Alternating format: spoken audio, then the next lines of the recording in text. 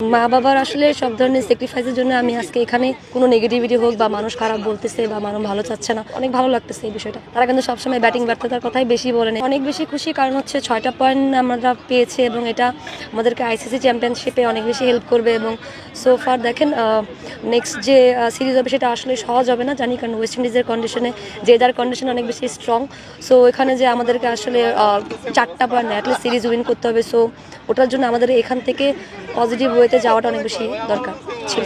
Top order যারা আছে তারা প্রায় ম্যাচে ব্যর্থ হয়। আজকে 3 ম্যাচ খেলা হয়েছে, 3 ম্যাচে কিন্তু 3জন টপ অর্ডার আপনি সহ যারা আছেন দুর্দান্ত খেলেছে। বোলারদের পাশাপাশি ব্যাটাররা যে দায়িত্ব নিয়ে ব্যাটিং করছে, এটা নিয়ে কি বলবেন? আসলে আপনি কতটুকু খুশি তাদের ব্যাপারে? অনেক বেশি, কারণ প্রেস কনফারেন্সে বলেন বা আপনারা যারা থাকেন তারা কিন্তু সবসময় ব্যাটিং ব্যর্থতার কথাই বেশি বলেন এবং ব্যাটারদের নিয়েই বেশি কথা হয়। কারণ দেখবেন প্রিভিয়াসলি যত ধরনের সিরিজ আমরা খেলেছি সেখানে কিন্তু ব্যাটাররা তেমন বেশি বলবো যে ইম্প্যাক্ট ফেলতে পারেনি। দেখা যাচ্ছে আমরা বোলিংয়ের জন্য ম্যাচ জিতেছি বা ফিল্ডিংয়ের জন্য ম্যাচ জিতেছি, কিন্তু ব্যাটাররা হয়তো বা তেমন বেশি বলবো যে ইফেক্টিভ কোনো কিছু করতে পারেনি। বাট ছোটো ছোটো কন্ট্রিবিউশন ছিল, বাট টিম ওয়াইজ কোনো ওইভাবে বলবো যে কম্প্যাক্ট ক্রিকেট খেলতে পারেনি।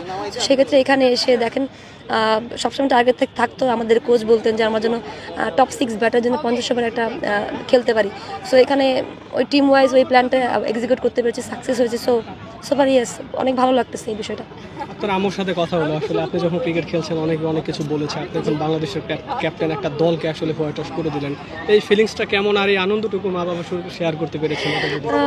মা-বাবার আসলে সব ধরনের স্যাক্রিফাইসের জন্য আমি আজকে এখানে আমি আসলে যত বাধা বিপত্তি ছিল তারা আসলে আমার ফ্যামিলি, ফুল ফ্যামিলি, মা বাবা ভাই বোন 4 জনই বলবো, তারা আসলে আমাকে ওই পর্যন্ত আমার কাছ পর্যন্ত আসতেই দেয় নাই কখনো যে কোনো নেগেটিভিটি হোক বা মানুষ খারাপ বলতেছে বা মানুষ ভালো চাচ্ছে না, তারা আসলে কখনো আসতেন। তারা আসলে একটা কাইন্ড অফ শিল্ডের মতো ছিল যে না, আমি স্বপ্ন দেখছি বা আমি অনেক বেশি প্যাশনেট অ্যাবাউট ক্রিকেট এবং আমি একদিন বাংলাদেশের হয়ে খেলতে চাই। তো আমার এই স্বপ্নটাকে তারা অনেক বেশি প্রায়োরিটাইজ করছে এবং আমার পিছনে অনেক বেশি শ্রম দিয়েছে।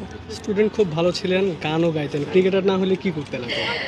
আমার বাবা আমাকে ডাক্তার বানাতে চাইতেন, সবসময় বলতেন তুমি ডাক্তার হবা, কারণ স্টুডেন্ট ভালো থাকার কারণে। এবং আমি জানি না কেন তাদের মনে এটা ছিল।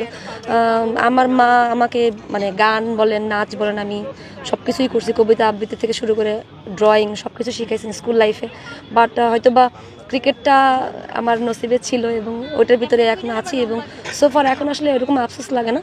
বাট যেখানে আছে আলহামদুলিল্লাহ, দেখেন সারা দেশের মানুষ চিনতেছে, জানতেছে এবং আমার মাধ্যমে বলবো যে বিশ্ব বাংলাদেশকে চিনছে। সো এটার মতো প্রাউড তো আর কোনো কিছু হতে পারে না।